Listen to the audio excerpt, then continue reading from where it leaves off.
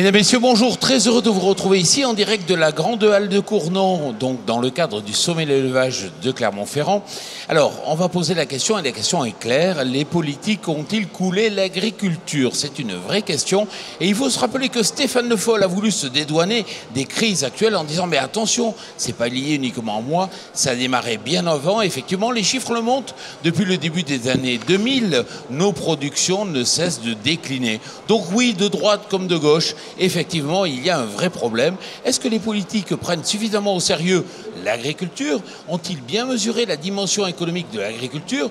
Cèdent-ils trop aux sirènes de l'écologie? On va pouvoir en parler avec nos invités. Christiane Lambert, bonjour. Bonjour. Alors, vous êtes vice-présidente de la FNSEA.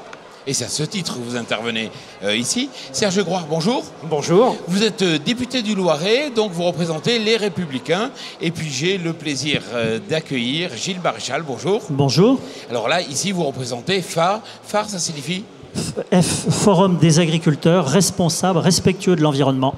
Bon, très bien. Alors, est-ce que les politiques ont coulé l'agriculture, Serge Groire? Je peux vous faire une réponse de vache normande. Allez-y, on y va. De dire oui et non. Non, parce que les lois de 1960, la politique agricole commune 1962, ont été le début d'une grande politique agricole et d'une grande réussite. Donc les politiques ont réussi. Et ça, c'est intéressant de le noter pour la suite. Et puis, oui, parce qu'il ne faut pas refuser la question en se disant « Mais nous, on a tout fait bien », ce n'est pas vrai. Depuis plus que le début des années 2000, depuis les années 80, depuis 30 ans, nous n'avons plus les politiques, les visions qui permettraient effectivement d'avoir une agriculture qui cesse de perdre des parts, qui se dégrade comme toute l'économie française d'ailleurs. Donc oui, il y a une part de responsabilité. Merci. Christiane Lambert, alors on connaît M. Pisani, c'est vrai que c'est aujourd'hui un homme qui est âgé. On peut lui terrer notre révérence parce qu'il a imaginé, il avait une véritable vision de l'agriculture. Est-ce qu'aujourd'hui, on n'est pas en train de tourner la page? Il y a une vision politique avec Edgar Pisani et le général de Gaulle. Donc il parlait en écrivant toujours son nom avec un D majuscule, grande majuscule. C'est vrai qu'ils ont eu une vision. Au sortir de la guerre, la France était dépendante, il y avait des tickets de rationnement. Et ils se sont dit, il y a en France un vrai potentiel pour produire beaucoup. Nous avons du sol, des hommes, du savoir-faire. Donc il faut booster l'agriculture. Il faut produire plus. Donc accompagner la mécanisation, la génétique, tout ce qui a été fait. Le traité de Rome 1957 a été le cadre européen à 6 pays. Et puis les lois d'orientation et les lois complémentaires de 60 et 62 ont permis de créer beaucoup d'organisations agricoles, de conseils aussi, de gestion du foncier, les SAFER, qui ont accompagné ce développement. Et puis il y a une autre période qui a commencé plutôt au milieu des années 80, quand l'Union européenne a décidé d'arrêter l'augmentation de ses dépenses. Ça a été la création des quotas laitiers qui a été un vrai choc. On arrête de produire plus, on contingente la production. Pour les agriculteurs, ça a été un choc culturel. Et puis ceci a tenu en termes de discours ambiant jusqu'à 2005, grosso modo, où il y a eu à nouveau l'affirmation d'un besoin alimentaire mondial crescendo, et très crescendo. La flambée des années 2007-2008 avec les incendies en Russie, le printemps arabe, l'explosion du prix des matières premières, la difficulté d'accès à l'alimentation pour beaucoup de terriens, notamment les plus pauvres, ont tout d'un coup remis au devant de la scène la nécessité de politique agricole. Et comble de comble, l'agriculture est attendue aujourd'hui pour l'alimentation, pour le climat, pour l'énergie, pour le volet social, pour l'environnement, pour l'aménagement du territoire. L'agriculture est attendue. C'est très important d'être attendue. Mais la difficulté que nous avons, c'est de formuler le projet, de reformuler ce New Deal qu'il faut construire pour l'agriculture française dans ce concert mondial qui a complètement été bouleversé. Vous l'avez dit, il nous manque une vision peut-être d'un politique et une vision d'un syndicaliste. Alors on verra après. Il nous faut un Michel de Baptiste et il nous faut certainement un Edgar Pisani. Est-ce qu'aujourd'hui, dans le monde politique, vous sentez la présence de cette vision en agriculture? Non. Mais comme sur l'ensemble des problèmes de société. Aujourd'hui, on fait du rafistolage. Donc il y a une crise, on l'a vu cet été, alors on va mettre un petit peu de moyens comme ça au compte-gouttes et on dit, et on surfe sur la vague médiatique pour dire on a fait beaucoup. Donc on fait du rafistolage, on n'a pas de vision et on est dans une ultra-technicité où on va, au niveau européen, vous me permettez l'expression, on va emmerder tout le monde et notamment les Français sur le problème du lait cru dans le camembert. Et on n'a aucune vision agricole, comme il vient d'être dit, d'ailleurs je partage ce qui a été dit, sur les besoins mondiaux, sur la place de l'Europe, sur quelle agriculture nous voulons, quelle production nous voulons, comment nous faisons effectivement pour défendre la production française. Écoutez, je vous donne un exemple. Il est peut-être tout bête, mais il est significatif. Je fais mes courses. Je vais dans un supermarché, je ne citerai pas le nom de l'enseigne. Je prends des pommes. Il y a des pommes françaises. De par chez nous, il y a des pommes qui viennent d'Argentine et qui sont plus chères que les pommes françaises. Vous m'expliquez pourquoi? Moi, je voudrais savoir comment s'organise la filière d'importation pour amener des produits que nous produisons ici. Alors on nous dit souvent, ben oui, mais ils sont moins chers ailleurs. Donc c'est pour ça qu'ils viennent chez nous. Ah ben faux. Moi j'ai relevé, j'ai plus le prix en tête, mais j'avais relevé le prix sur le moment et ça m'avait beaucoup énervé. Donc voilà, je pose cette question. C'est un petit exemple, mais qui est significatif. Donc la vision, le projet, les moyens, et puis si je peux ajouter une question, parce que on parle sur le plateau là, on n'est pas dans le champ. Mais l'agriculteur, c'est lui qui fait l'agriculture. Comment il fait pour vivre de son travail? Quand moi je vois aujourd'hui les chiffres, quand je vois ce que le revenu moyen d'un agriculteur, je me dis comment les jeunes, j'en ai vu beaucoup dans le salon là, et il y en a qui nous regardent là sur le plateau, comment nous faisons, comment je fais pour leur dire c'est un super métier et vous allez en vivre et puis vous allez avoir la satisfaction de faire quelque chose d'utile dans votre vie. Mais s'il gagne en moyenne 1 700 € par mois, s'il s'endette quand il est jeune, avec le prix des matériels qu'on a vu sur le salon, qu'il est presque endetté à vie sans faire pleurer dans les chaumières, comment je lui vends ça? Ben, je ne lui vends pas aujourd'hui. Et qu'est-ce qu'il va faire? Il va choisir autre chose. Donc voilà les problèmes qui sont posés. Je ne dis pas que les solutions sont simples, mais je dis, pour répondre à votre question, que le politique a cette responsabilité-là aujourd'hui, que de proposer cette perspective et de répondre à ces questions concrètes, précises. Gilles Maréchal. Oui, on est dans une économie mondialisée, tout le monde le sait. Et moi, la question que je me pose, c'est pourquoi les politiques, justement, ne parlent pas plus de l'agriculture en France. Chaque pays a ses atouts. Nous avons c'est absolument, on est persuadé que la France a des atouts sur le plan agricole. Quand on fait force, faiblesse, opportunité, menace, on apprend ça partout. Le secteur agricole sort forcément dans l'économie française. Pourquoi il n'y a pas un candidat à la présidence de la République qui fait de ce secteur un secteur stratégique et un secteur d'avenir? Parce que ce n'est pas un secteur ringard, c'est un secteur qui travaille avec la modernité, qui prépare un certain nombre de nouveaux métiers. Et donc, je me pose la question de savoir pourquoi on n'en parle pas plus dans les politiques. Ça va venir. Non, ils le font tous le temps du salon ou le temps des salons. Ici, on reçoit des hommes politiques au salon d'agriculture aussi, mais dès que c'est fini, dès que les lumières sont éteintes, on oublie l'agriculture pendant un an. Christiane Lambert. Écoutez, moi je trouve qu'en France, on a trop considéré l'agriculture comme un sujet de société et non pas comme un grand secteur économique. On nous parle ça sans arrêt de ce que veut le consommateur, le citoyen. Mais c'est le même qui, le samedi, quand il pousse son caddie, fait le contraire de ce qu'il a énoncé durant la semaine. Malheureusement. Et l'agriculture aujourd'hui, c'est quand même plus de 200 milliards de chiffre d'affaires. C'est encore aujourd'hui 11 milliards d'euros d'excédent dans la balance commerciale, qui elle-même est déficitaire de 70 milliards d'euros. C'est un apport irremplaçable pour aménager les territoires, où que nous soyons. Nous sommes ici en Auvergne, dans une région où l'élevage est capital et où il faut maintenir l'élevage, mais il faut arrêter de mettre des boulets aux pieds de l'agriculture française.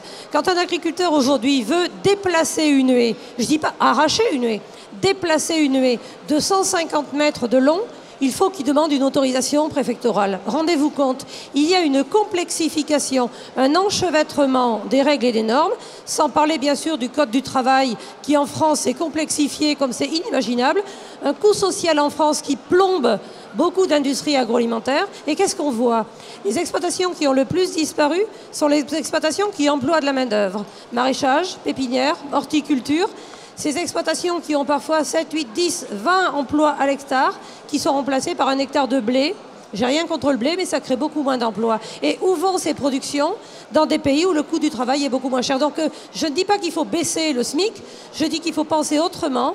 La politique sociale dans notre pays, arrêter de taxer le travail pour financer la protection sociale, faire la TVA emploi que nous proposons depuis 1995 et qu'aucun homme politique n'a mis en place à ce jour. René Souchon, bonjour. Bonjour. Vous êtes président du conseil régional. Alors chez TV Agri, on a la chance d'avoir une grande table qui nous permet de prendre les politiques en vol comme ça au fur et à mesure de l'arrivée. Et puis on a des questions titres assez directes. Le titre de cette émission, c'est « Les politiques ont-ils coulé l'agriculture » C'est votre avis? Non, je ne peux pas répondre d'abord en 30 secondes à ça, mais non. Parlez bien près. Hein. C'est faux. Encore on pourrait dire que les choix politiques ont tué l'agriculture. Parce que quand on regarde ce qu'est l'Europe hyper-libérale qui dérégule, c'est la conséquence du vote dans chacun des pays. On ne peut pas demander à des libéraux de faire une politique de régulation. C'est ce à quoi on assiste. Le problème, c'est que le citoyen ne connecte pas et ne fait pas la relation. Quand on demande aujourd'hui des prix administrés, ce que je peux comprendre par rapport au drame que vivent les agriculteurs, c'est totalement irréaliste dans une Europe libérale. L'Europe libérale, les prix administrés, elle ne connaît pas, puisqu'elle a tout livré, toute l'agriculture au marché. Ce qui se passe sur le lait, c'est dramatique aujourd'hui. Bien, sur toute production de lait standard, qui est soumise au marché mondial, le marché mondial, le prix du lait mondial, il est fait par la Nouvelle-Zélande. La Nouvelle-Zélande, elle exporte 90% de sa production sur l'Asie. Le marché asiatique s'effondre. Que fait la Nouvelle-Zélande? Elle baisse encore les prix du lait. Je crois qu'on est maintenant au-dessous de 200 € la tonne. Bien, ça veut dire qu'on tire vers le bas lorsque les productions ne sont pas typées, évidemment. Lorsqu'un agriculteur fait du Saint-Nectaire ou du Cantal, mais surtout du Saint-Nectaire, il n'a pas de problème parce qu'il valorise sa production. Il n'est pas sur le marché mondial. Mais l'agriculteur de la Haute-Loire qui n'a aucune valorisation locale de son lait, qui n'a aucune appellation d'origine fromagère en Haute-Loire, il y a très peu de bio, alors que les coopératives en manquent, lui, il est tiré sur ces prix-là. Donc voilà, j'ai une forme de réponse que je peux vous faire. Mais la politique agricole, elle se décide d'abord à Bruxelles. D'abord à Bruxelles, il faut avoir ça en tête. Et même le gouvernement français est totalement impuissant sur la régulation du prix du porc. Et il n'a plus d'argent. Christian Lambert, je vous sentais moyennement d'accord. Oui. Moi, j'ai en mémoire le nom de tous les ministres de l'agriculture depuis 25 ans, puisque je suis agricultrice depuis 25 ans, et de gauche comme de droite, ils ont tous dérégulé les uns après les autres parce que l'Europe a changé de format et parce que l'Europe s'est élargie. On ne fait pas la même politique dans une Europe à 6, à 9, à 15, à 26, à 28 aujourd'hui, et demain peut-être plus encore. Donc, il faut inventer des nouveaux outils de régulation. On ne reviendra pas aux quotas. Certes, M. Rocard les a initiés, mais c'est également un ministre de gauche qui a dit « ce n'est plus possible ». Rappelez-vous, moi je sais ce qu'en dit M. Nallet, je sais ce qu'en dit M. Glavany. Donc moi je n'en fais pas une affaire politique, je dis simplement l'Europe a changé, il faut inventer des nouveaux outils dans une économie, oui c'est vrai, plus libéralisée. Et il y a certains mécanismes contre lesquels on ne peut rien. Donc moi j'ai pas envie de lutter, savoir si c'est gauche ou droite, je regarde qu'il y a aujourd'hui une demande alimentaire mondiale en expansion et que certains pays ont fait de leur agriculture un secteur stratégique et se donnent les moyens de la soutenir. Donc je sais qu'il y a ici un élevage qui est capital, il y a aussi de vrais atouts. Vous citiez tout à l'heure les fromages AOC. L'Auvergne est quand même une région qui a 5 fromages AOC en lait de vache, ce qui est exceptionnel, assez peu de régions l'ont, et ça c'est un des atouts. Il ne faut pas pour autant jeter la pierre aux régions qui n'ont pas d'AOC, parce que le lait basique qui fait de la poudre de lait infantile pour aller en Chine aujourd'hui, pays qui a totalement perdu confiance dans son industrie laitière, il est aussi fait pour un marché en expansion. Donc il y a place pour toutes les agricultures. La France est très diverse et c'est une chance. Et c'est vrai qu'il y a des besoins de politiques ciblées, adaptées, peut-être plus à la carte par rapport aux typicités des différents départements et des secteurs français. Serge Groire. Je crois qu'il faut qu'on fasse preuve de réalisme. La réalité, c'est quoi aujourd'hui? C'est que nous sommes dans un monde qui est ouvert, qui est totalement ouvert. Et l'agriculture française est une chance puisqu'elle est bénéficiaire. Vous avez donné le chiffre, plus de 10 milliards d'euros à l'export, net. Voilà, donc c'est un atout. J'entends ce que dit le président de la région, mais de se refermer sur nous-mêmes. C'est une absurdité, Je pardonnez-moi. n'ai surtout pas dit ça, ne trahissez pas ma pensée. Dans le regret, Non, dans non, le non, regret non, que vous avez j'ai posé énoncé, le problème en termes ce point de politiques, vue. parce que je pense qu'on ne le fait pas assez. On fait croire que la solution est technique. Elle ne l'est pas. Mais- Elle ne l'est pas. Elle est politique. Si on avait une Europe Mais politique... si vous nous on aviez n'en serait pas entendu là tout à l'heure, aujourd'hui. c'est exactement ce que nous avons dit. Non, non, non, non. Voilà, vous donc, êtes en train de me faire dire que je veux refermer les marchés, surtout pas. Mais je ne sais pas, veux mais bien, en tout cas, je veux bien. Je vous demande êtes qu'une chose dans à une l'Europe. critique du Non, mais parce système que j'ai pas actuel beaucoup et de du temps. monde Monsieur tel Souchon. Je qu'il est. demande qu'une chose à l'Europe, qu'elle fasse à minima ce que font les États-Unis sur la régulation et sur la garantie du revenu des producteurs laitiers. Que je sache, les États-Unis ne sont pas un pays socialiste. Eh bien, eux, ils sont capables de mettre Mais en place une il est régulation tout à et fait l'Europe n'est pas capable de le faire Monsieur Souchon, parce qu'elle il ne faut laisser, veut pas le faire. il faut laisser parler monsieur C'est Broy. tout à fait dommage, voyez-vous, Caricature, quand on essaye de parler des sujets de fond, des sujets qui intéressent nos concitoyens, nous sommes immédiatement renvoyés à la petite joute politicienne. Moi, j'en ai à ras-le-bol la de politique, ça. À pas la petite politique joute politicienne. Moi, j'en C'est de ai la ras-le-bol caricature. de ça. Souchon, il faut Non, laisser non, parler. non, Mais ces non, gens-là, si, il faut Karine, laisser c'est parler. parler. Il faut laisser. Je Je vous sais retire. pas, monsieur, je le connais pas. Mais il fallait arriver aussi au serait début. caricature. Alors, non, ce serait attendez. courtois de votre part que de me laisser terminer. Voilà. Alors, il s'agit, monsieur et qui Grouard, plus est, qui est lorsque député vous du arrivez Loiret. avec une demi-heure de retard. je comprends voilà. mieux. Voilà. Allez-y. Alors, au moins, ayez cette politesse-là. On parlait, avant votre arrivée, nous parlions de choses sérieuses. Et vous faites dériver le débat sur des petites questions qui, pardonnez-moi, n'ont aucun intérêt. Parce que le monde est tel qu'il est. Et comme il a été dit à l'instant, il est ouvert et l'agriculture française a tous les moyens d'en bénéficier. Parce qu'elle a beaucoup d'atouts, parce qu'elle exporte, parce qu'elle est organisée. Alors là où nous sommes, je crois, tous d'accord, c'est pour dire qu'il faut, et nous le disions tout à l'heure, une vision, une politique, une organisation qui permette effectivement, qui permettent à cette agriculture de valoriser tous ses talents, parce que c'est de ça dont il s'agit. Et aujourd'hui, nous n'y sommes pas, on est d'accord, on perd des parts de marché, on se dégrade, on donnait des chiffres tout à l'heure, on a l'agriculture en France en 1980 à peu près, c'est 6% du PIB français, de la richesse française, ça a été divisé par 2 en 30 ans, donc bien sûr qu'on n'y est pas, et bien sûr qu'il est temps de refonder une grande politique agricole commune. Ce que je veux dire, c'est qu'on l'a déjà fait par le passé, et que c'est donc possible, et c'est une question de choix et de volonté politique. C'est vrai, vous disiez qu'aujourd'hui, il n'y a pas cette vision politique Alors, là-dessus. Christian ce qui Lambert, nous, ce qui nous monsieur désole Souchon. beaucoup, Juste c'est après. que l'agriculture est en train de dévisser. Nous avions une belle photo d'agriculture très exportatrice. Aujourd'hui, nous régressons et nous le déplorons. Donc, il y a bien des raisons et il faut les trouver. Quand je dis qu'il y a un coût social trop élevé, ça relève de politique nationale. Un code de l'environnement trop chargé, ça relève de politique nationale. Des normes administratives trop importantes, c'est la France. Et quand vous dites les États-Unis régulent, c'est faux. Les États-Unis ont dérégulé, mais ont mis en place des filets de sécurité parce qu'aujourd'hui, les prix des produits agricoles sont volatiles. Mais osons dire que même en Auvergne, ici, il faut faire et des produits de qualité et des jeunes bovins basiques pour l'exportation. Parce que les pays aujourd'hui attendent les produits français en nombre très important.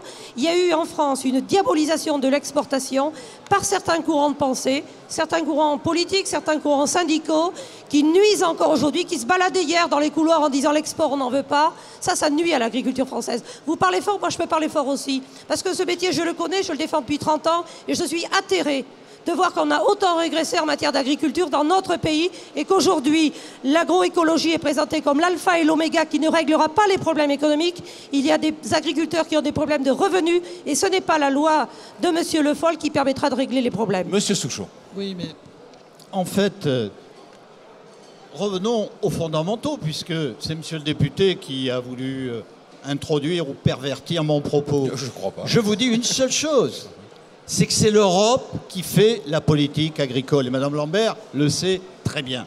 Alors qu'il y ait des problèmes internes à la France, bien entendu, qu'il y ait trop de normes, etc. Mais arrêtons.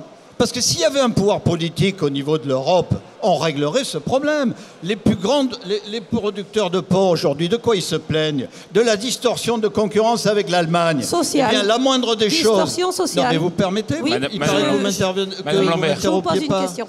Mais attendez, laissez-moi terminer. Ils se plaignent de ce que l'Allemagne a il y a une concurrence déloyale. Et ils ont raison.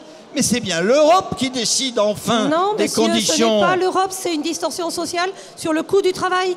Non, les Allemands attendez. emploient des intérimaires Oui, bulgares ben à 4,50 € de justement, l'heure. C'est mais pas oui, l'Europe. et ils emploient de la main-d'œuvre étrangère. Je dis que s'il y avait un pouvoir politique au niveau européen qui arrive à une harmonisation sociale et fiscale, parce que la clé, elle est là. Harmonisation fiscale, harmonisation sociale. À partir de là, les conditions de la concurrence sont identiques.